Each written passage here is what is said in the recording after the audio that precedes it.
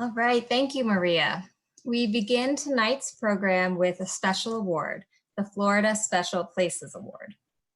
Each year, Audubon, Florida recognizes extraordinary efforts by those working to protect the places that make Florida special.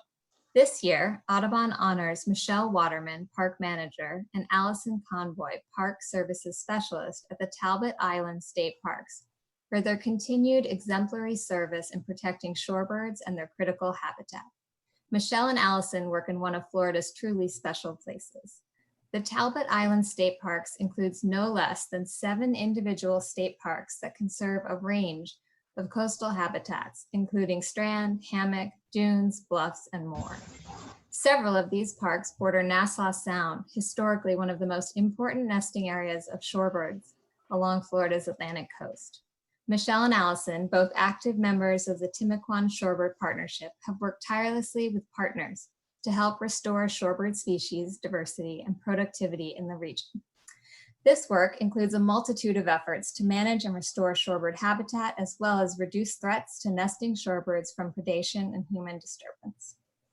Additionally, Michelle and Allison facilitated the reestablishment of the Nassau Sound Island's critical wildlife area and have been instrumental in protecting this habitat and educating the public about the importance of this nesting area.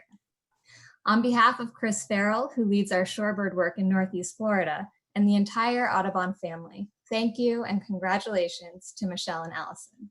We look forward to many more years of partnership working to restore shorebird populations in Northeast Florida. Now I'd like to take a moment to thank our sponsors for the 2020 Assembly, including Darden Restaurants and Florida Power and Light Company, and many other sponsors for making this event possible. And a big thank you to the Jesse Ball DuPont Fund for their generous support of the virtual Audubon Assembly. A few notes on housekeeping. So all attendees are in listen-only mode. You can use the chat function at the bottom of your screen to pose questions to the presenter, and questions will be answered at the end of the webinar. A recording of the webinar will be made available online after the event. So away we go. This spring, blackbirder Christian Cooper captured on video a white woman falsely accusing him of threatening her in Central Park's ramble. This snapped into sharp focus for the birding community that while public lands belong to all, these spaces have a history of being less welcoming and less safe for communities of color. Today, we are joined by our panel of Black outdoor enthusiasts for a discussion of their lived experiences in the outdoors and how allies and organizations like Audubon can work to eliminate these barriers. I'd like to take this moment to introduce our moderator and panelists. Barbara Roole will be our moderator. She is currently the Director of Equity for the Jesse Ball DuPont Fund in Jacksonville and holds both a JD and MPA from UNC Chapel Hill. She is a longtime outdoorswoman, beginning with her childhood in the UK, and I have no doubt that this session will benefit from her energy and sharp wit. Welcome, Barbara. Originally from New York, Natasha Fontaine is a biograduate student at Florida State University. Her current research focuses on understanding habitat associations between plants and birds. She is also passionate about bioacoustics, and when out birding makes recording bird calls and songs a priority. On the weekends, she is busy chasing a birding big year with her boyfriend that many of us are following enviously on social media. Last but not least, she is also a natural science illustrator and loves the connection between science and art. Welcome, Natasha. Herbie Zephyr is a driven young natural resource conservation student at the University of Florida, specializing in pre-law with an interest in environmental justice. His passion for the outdoors comes from his family's Haitian cultural roots, which helped him gain a sense of environmental awareness as a child. Herbie grew up in Homestead, Florida, and is a graduate of Audubon's Conservation Leadership Initiative. He actively engages with his local Audubon chapter, advocates for bridging the gap between the outdoors and the urban city, and speaks powerfully about his experiences in the outdoors. So glad you're here, Herbie. And last but not least, Clive Pinnock is a naturalist, wildlife educator, tour guide, and conservationist and has played many volunteer roles at Audubon Society of the Everglades in Palm Beach County, including go-to guy for "What's this bird?" question, and a leader of many of the chapter's field trips. Originally from Jamaica, he's worked as a wildlife biologist and natural resource management specialist for the National Park Service, and also held roles such as the manager of the Okehili Nature Center and an animal caretaker for birds at the Lion Country Safari. He has lots of experiences of his own in the outdoors, as well as being responsible for introducing others to wild places and outdoor recreation. Welcome, Clive. So remember, we'll be taking questions at the end of the panel. Drop your queries in the chat box, and I'll hand things over to Barbara to get started. All right. Thank you, Suzanne. So before we get started, I just want to start with a story. So a few weeks ago, I was talking to a friend of mine. She lives in Delaware, but she's originally from Connecticut. And we were talking about what we wanted to do this particular weekend coming up. And, you know, it's COVID, we're locked inside. And she was like, I really just want to get outside this weekend. I really just want to be in the fresh air. And being from Connecticut, I know that a lot of times on the weekends when she goes home, that her and her brothers and their families and their dogs, they all like to go up and hike in the mountains. So I was like, well, aren't there any mountains around in Delaware that you can go and hike in? And she was like, well, you know, there are some trails in Maryland that I hear are really great to hike on, but I heard there's a lot of clan activity in those areas, and I don't think I should do that. And my reaction to that was honestly, why do we always have to think about safety? Why can't we just go out and enjoy being outside? And, you know, as a woman, as a single woman, I always have to worry about going out and worrying about safety. But then I have that other additional layer of always having to worry about also as a Black person, what's going to be safe for me. And that's what brings us here today to have this conversation. The disclaimer I'm going to give you, and I think Suzanne did a great job of introducing us, but you know, we're all African American and Black on this panel. So while other racial groups might experience racism when they're outside, we can't speak to those experiences. We can only speak to ours. So I'm gonna throw one of the panelists a curveball, but I'm gonna give them a little chance to think about it before I get to them. And Herbie, I'm gonna do this to you. So just think about it, because just think about it. Because you do a lot of urban stuff, I didn't think about this before.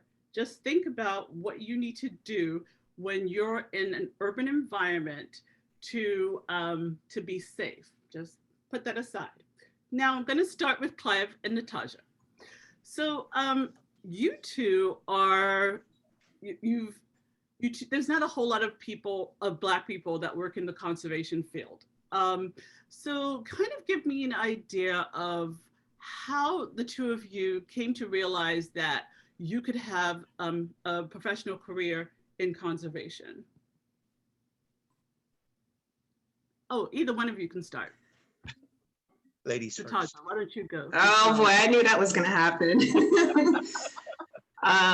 So I always had an interest in nature and outdoors, and you know, that was something that I used to just watch on TV and wonder, well, how can I be David Attenborough? That's something that's unattainable, you know? And I ended up pursuing part of like right after undergrad, just a few years of working in visual arts because I'm also an artist. And the turning point for me was that I met someone while I was outside, and she was basically working for New York City Audubon. And so she was just talking to me, and we're just like in the park, you know, New York City, we're just talking, which was odd because I normally don't speak to people regularly. And she was telling me, I think she was doing some kind of survey, and I was kind of curious about what she was doing.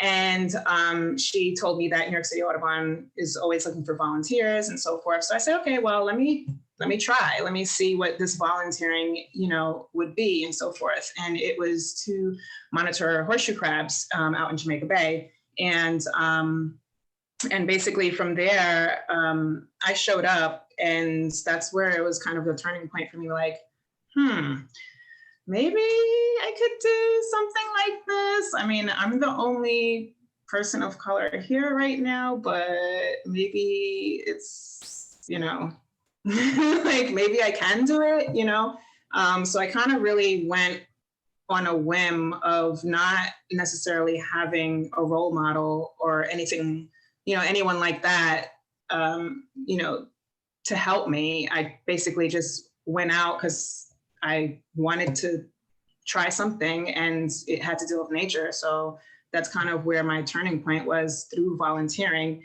and just meeting people and talking to people here and there. And that's how I started to slowly creep into, okay, I need to take some science courses. And then I started taking some more illustration courses, but they were all natural history illustration at the Museum of Natural History and American Museum of Natural History in New York. And then from there, I just kept going, and now I'm here at FSU. So That's great. How about you, Clive? It's amazing how similar, I've never met her before, but it's amazing how similar our beginnings are, because being born in the islands in Jamaica, I was just fascinated with wildlife. I was birding before I knew what birding was. I always say that. Yeah, and it was tremendous. My mom was a huge supporter of my interest in birds, and I think back about it now. I joined the library when I was quite young, and of course, at the time in Jamaica, the only books that were available on birds were British birds, and so I learned to recognize by book British birds and their plumages, and I learned a ton of information about British birds.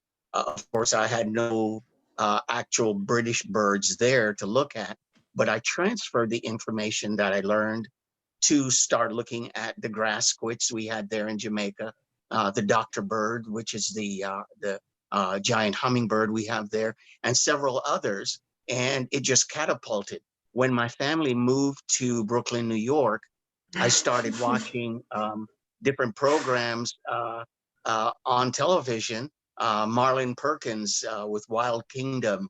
And I started thinking about the possibility of getting into a career, because I realized more than anything else that all I wanted to do was work with birds and different types of animals. My dad started to worry a little bit because he thought that it was better for me to get into computers. I had no interest in computers. I still have no interest in computers, but I've had to learn to work with them. But I was driven is the best word that I can think of. I was driven. And I started making phone calls. I contacted the National Park Service, got brochures. It drove me to be a better student in high school and in college. I met professors in college that were birders as well. And so we linked up, and the rest is history. I got in with the National Park Service at Jamaica Bay Wildlife Refuge, started volunteering there, and became a park ranger, and just continued on. I got promoted to Glen Canyon National Recreation Area after having completed the Park Service's Natural Resources Specialist Program, and one of the only Black person that was in the program. There were 20 people, and I was the only Black person. And that's basically always been the thing. I was always the only Black person in the whole thing, but it never bothered me. Where I grew up in Jamaica, there were Chinese Jamaicans, white Jamaicans. Clive, I'm gonna stop you because you're getting ahead Sure, of it. sure. Okay. Yeah. So actually, I wanted to make a comment of more commonalities because my father is from Haiti, and when he first came to this country, he moved to Brooklyn. So just more commonalities about what you and I have in common. And he was adamant about me not becoming a zookeeper. Okay, he wanted me to get into something like what he was, like an engineer or something like that. So that's funny. Yeah. Oh, so I wanted to ask Herbie a question because I'm sure people want to hear about how you got into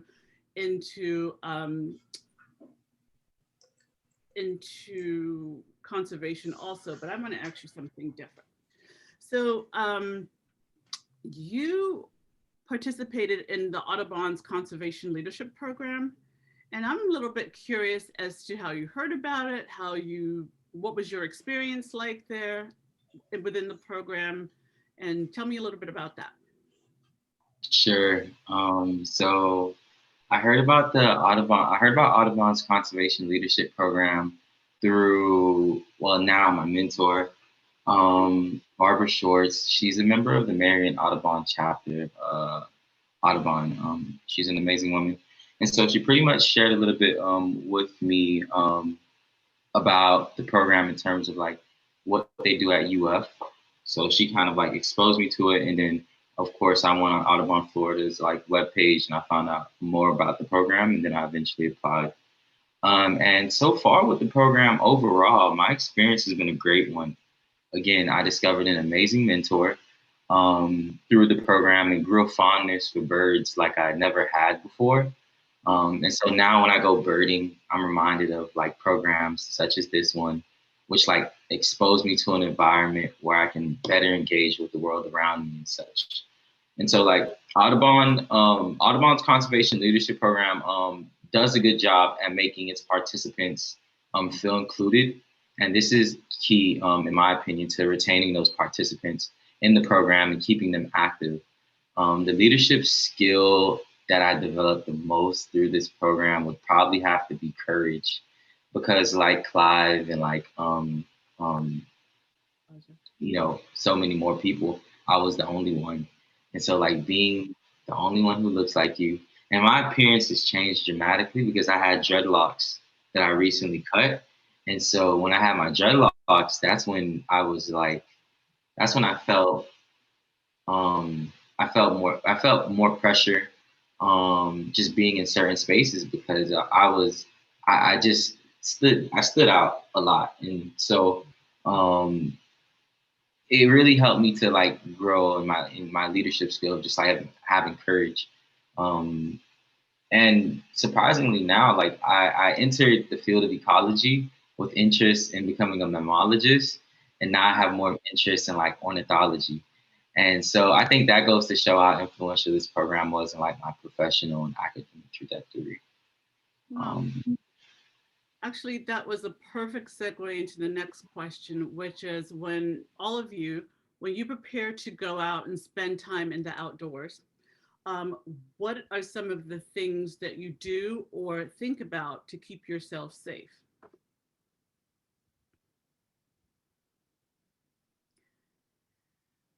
Okay, let's start with Clive this time.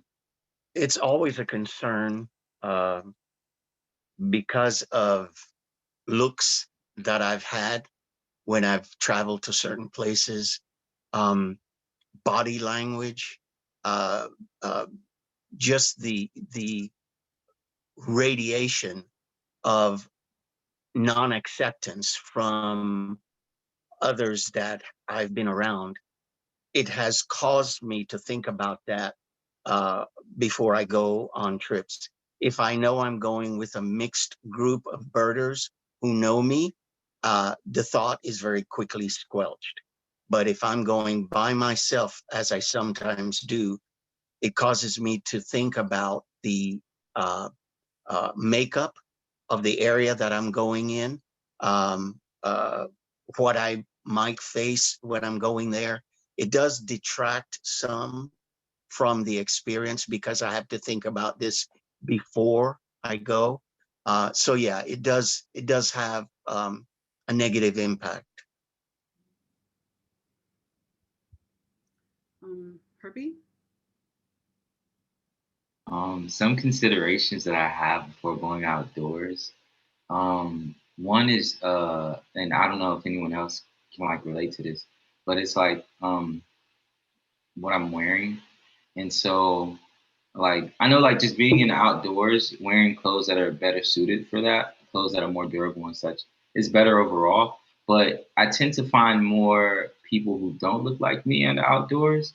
And so like when I'm out there, I make sure I wear clothes that even if you see me from like, I don't know, even if you see me from a distance, you're like, okay, this guy's obviously out here doing something recreational because like he has on like climbing shoes, for example.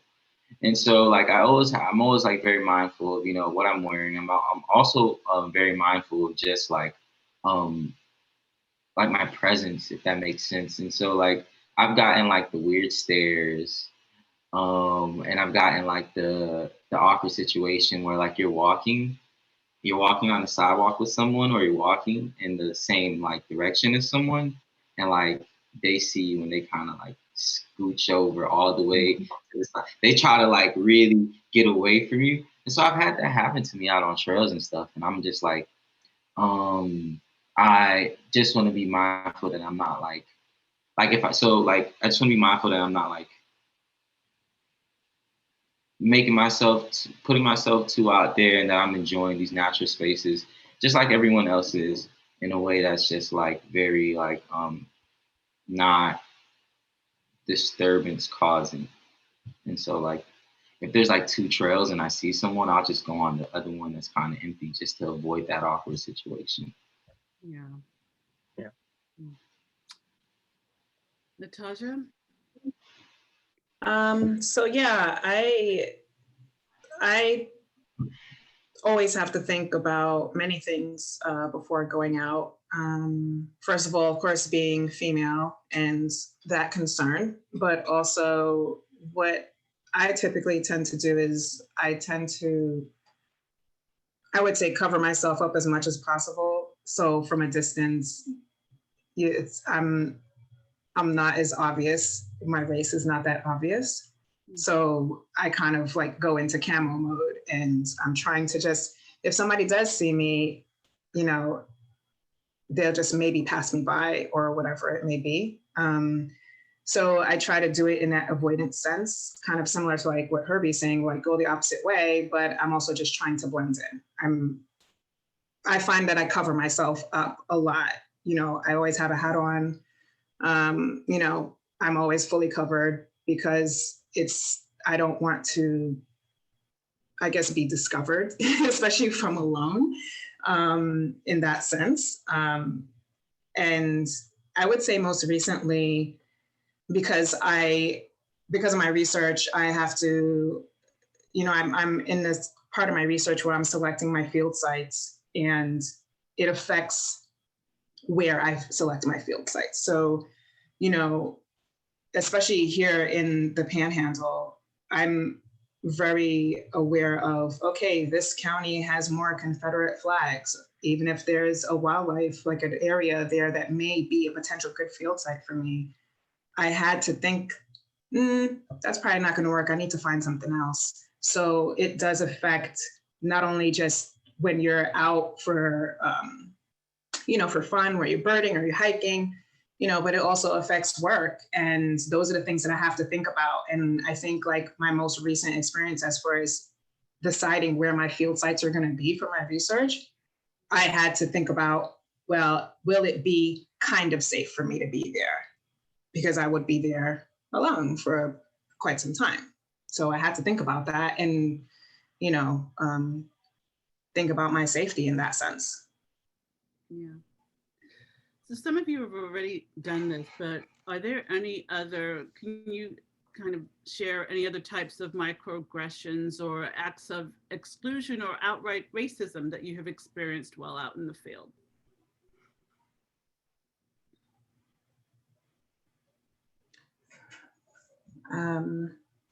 Well, I guess I would say what Clive was mentioning, that for me, I would say what usually happens is I get this look of like surprise. And then that surprise look very quickly turns into a look of, well, what are you doing here? And then that, well, what are you doing here quickly turns into, I'm not going to say anything. And then it's almost like you're not there. So you're not welcomed, basically. So it's like this process of like the look and then the kind of side look of like, well, what are you doing here? Which translates to not really a welcoming thing. And other things that I've experienced is, for example, out birding. There was this situation, well, there was this time that, I was on a rarity chase, a lot of birders there and a lot of really good birders there. And this one male birder, older fellow, was discussing birds with everyone because we're here, we're talking about birds, we're looking, for this rarity and, we found it and everyone's back and forth and so forth. And then when he turns around and he starts talking to me, he starts talking to me about Obama. And that's fine, but I'm here for the same reason everyone else is here, to look at this bird. So if you can speak to everyone else about birds, don't treat me any differently because I look different than everyone else here, because my mind, I'm here to talk about birds and I'm here to watch and I'm here to chase and I'm here to see these birds just as much as you are. So for that person to have thought that that's the only thing that they could speak to me about, I just felt like, why? Why does it need to be that different? And maybe that person didn't know what to say to me or it wasn't intentional and so forth. But the fact that that's what happened made it clear of where this person's mentality was. Mm-hmm. And it also made me feel uncomfortable because I wanted to talk about the bird. So it's like, And piggybacking off of Natasha, what Natasha and Clive were saying about that look, right? Because I've experienced it as well.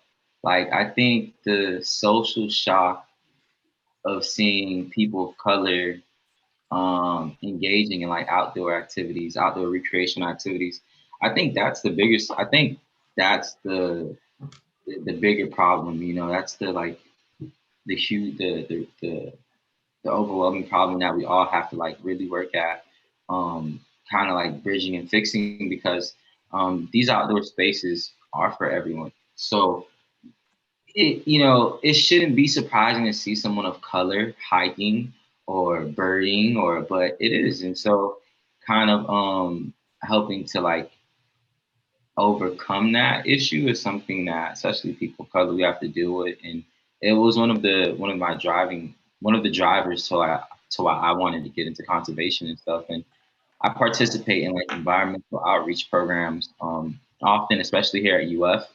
And due to COVID, everything is virtual now, but that means I can connect with schools that are at further distances. And so I'm always recommending to the youth of color to try and observe their environments and get outdoors and stuff and build that sense of environmental awareness. And that's why this program, Audubon's Conservation Leadership Program, is it does such a great job at shaping the individual. So just wanted to comment, going off of what Natasha was saying. Do you have anything to add?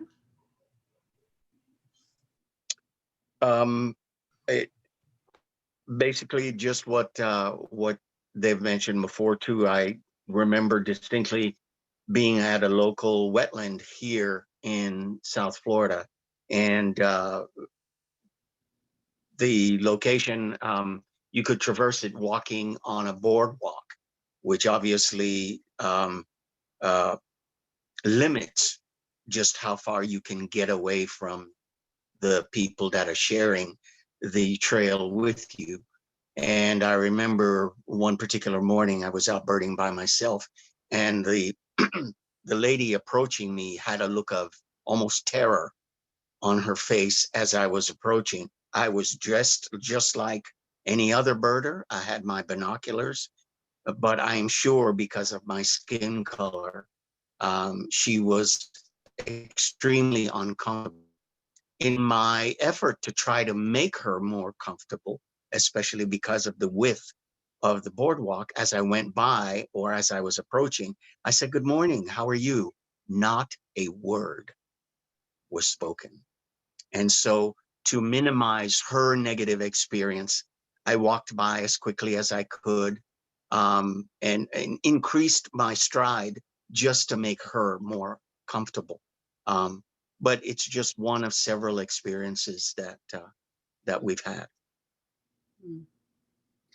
So before we go to the questions, I just wanted to ask one more question of you all, and that's what advice do you have for the audience in terms of um, letting people of be more inclusive of people of color that they come across when they're out in natural spaces?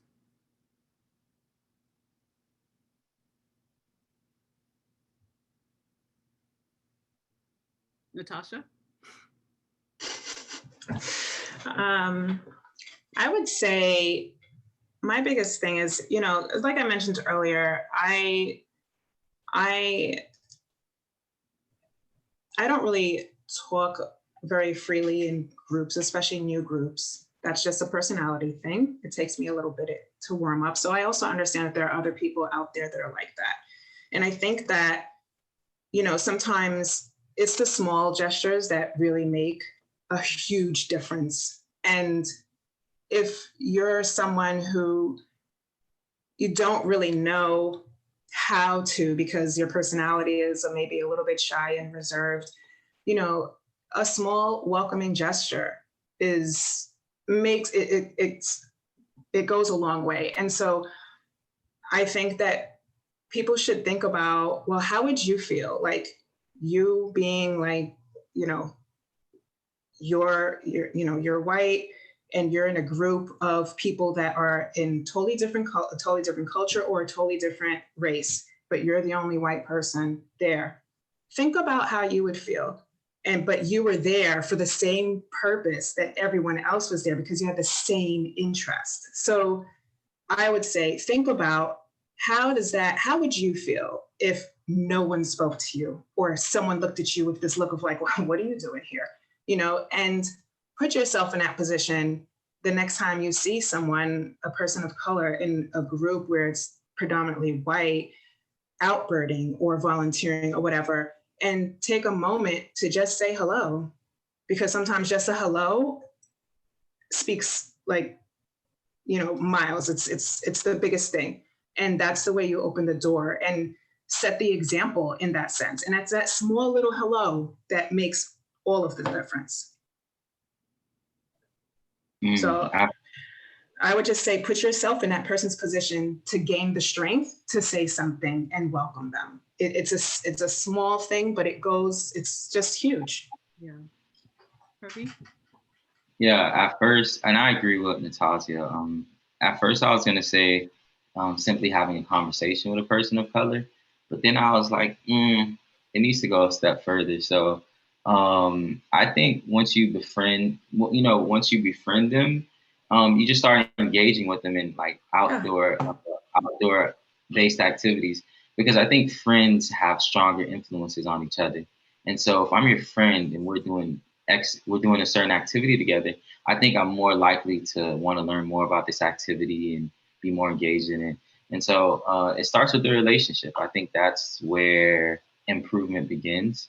It may not be 10 or 20 or 30 people of color, but if it's just one individual, start there and slowly begin to, share your interest with them, and, they'll share their interest with you. And as the relationship grows, they'll become more knowledgeable about that activity, and they'll also grow more closer to the outdoors.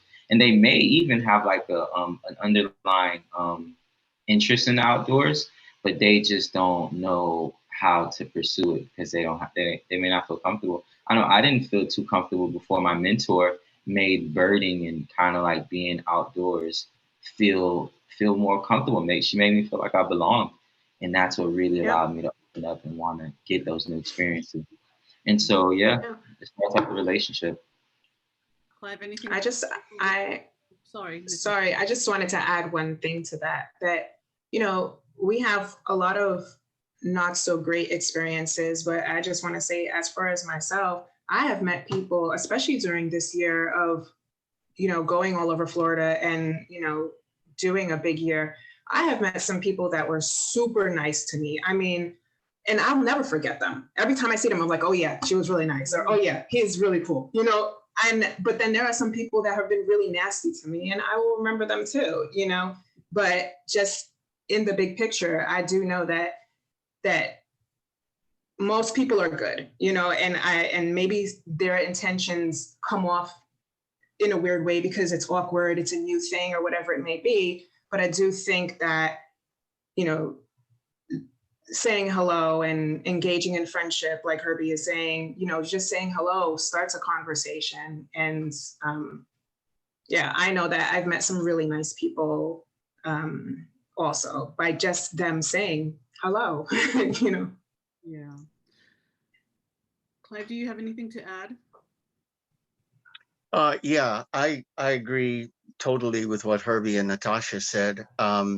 I know for my involvement in Audubon Everglades, they have made me feel such a part of our group as a family. Um, if I remember correctly, I believe I'm the only person of color in the entire group, and yet the way they treat me, the way they communicate with me, it is wonderful. And I lead a lot of their programs. They actually are so warm and so welcoming, and I think they are a wonderful example, as far as I'm concerned, of people making other people feel comfortable about the outdoors, about pursuing an interest. So in addition to the negatives, I've also had many positive experiences as well. Okay. Well, I am very aware that we have only left 5 minutes for questions from the audience. So Erica, if you have any questions, I think we'll take them now. Sure, absolutely. Yep, we have some questions, and the first one is actually about field trips. I know people on the panel have led many field trips. How can organizations or field trip leaders make these outdoor spaces and experiences more enjoyable, safe, and welcoming? Thinking about where you advertise the field trip, the destinations you choose, anything along that line. Clive, I'm gonna hit it to you. You're our resident expert on field tripping. Oh,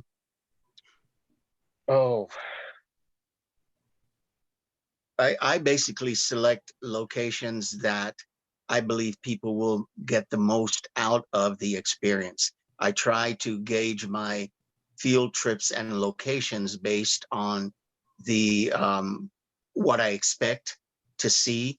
I am very pro behavior as far as birds go, and I try to not only engage the group in recognizing the birds, but also looking at behavior, looking at the habitat, um, helping people to recognize why the birds are in a particular location. And I find that by doing it that way, people have always told me at the end of my trips that they found it so satisfying because it did not just involve the bird is this because of this color or whatever, but I have tried my best to make it a holistic experience, including the habitat as well. And it's worked well for me. Okay. I hope I've answered the question. What do you advertise? I think that was part of the question too. What do I advertise? Where do you advertise? Basically just, where? I actually advertise locally at the Audubon chapter and through the newsletter. I get word out of to the audience where I'm targeting, in our local chapter, we have several tour guides, bird tour guides. And so each of us will select locations through our monthly meetings. We will disclose those locations, as well as relaying that information to our trip coordinator, and he gets the word out to the general public as well. Okay. All right, Erica, any other question? So I know there's a lot of interest in the big year, because that's so exciting. And so I was just wondering, you've touched on it a little bit, but how has the big year changed your perception of Florida? I mean, you've crisscrossed the state every weekend for this whole year, and it's I will admit I follow you on Instagram, and so it's just been really exciting to watch you. My perception of Florida has changed. That Florida makes me tired because it's a big state and traveling all over is a lot of work. But my perception of Florida, I mean, there are good pockets and bad pockets. I don't know if that answers your question. Yeah, I've had some great experiences and some not so great experiences. So it's kind of mixed. And I think that certain parts of Florida needs a lot of work. I don't know if that answers your question. Yeah, it definitely does. I did kind of want to address a question that's in the chat that caught my attention, and I don't know if that's okay. Go for it. Yeah. Okay, so the question is, I have experienced difficulty with people of color being not very friendly, clinging to their own group, making it difficult to try to connect. So what can we all do to try to reach out to each other? And that question caught my attention because this person is, asking an important question of how we can all, what can we all do to reach out to each other? I would say be patient, because, there are people of color that have been hurt. So they're, we're going to be protective, and it makes it difficult. And I would say, look at people as an individual. If you have a bad experience and it's difficult to break through with one group, don't give up. Find another one, another group that you want to reach out to and connect with. I would say treat everyone as an individual, because if you came to me, I would hate for your previous experiences that were not so great to influence your potential experience with me. And I think that that's what you can do to reach out to each other, is be patient, number one, and it takes time, and do it one by one. Yeah. So we are out of time, and I want to thank all of you. I wish we had more time for questions. I want to thank all of you for the questions that you've asked, but for your interest. This is how I'd like to wrap up with a story, as I do. So a group of and I would acknowledge something. There was a question in the chat about, your teacher and your students, high school teacher and your students don't want to go out. They say Black people don't do that. I get that all the time too, so don't worry about it. It's what happens. I had so my closeout story is this. When I was in grad school, a group of my friends, about 10 of us, we wanted to go whitewater rafting, and we made plans to go whitewater rafting and decided at the last minute to turn it into a camping trip. And so a bunch of us, about 10 of us all together, we got to our campsite it was just turning dusk, and we decided that we were just going to pitch our tents, and then we were going to drive back into town to have dinner. So we did that. We pitched our tents, we drove back into town, then we came back, and we were just hanging around the campfire, hanging out. So at some point, a pickup truck came by, and folks were really friendly, it said, "Hi, how you doing?" "We're doing great." And the question was, "Are y'all in the military?" We were like, "No, we're not in the military." Then he said a few more words and he drove off, and another pickup truck came by, and they were real friendly too. And they asked a bunch of questions like, "Where y'all from? And are y'all in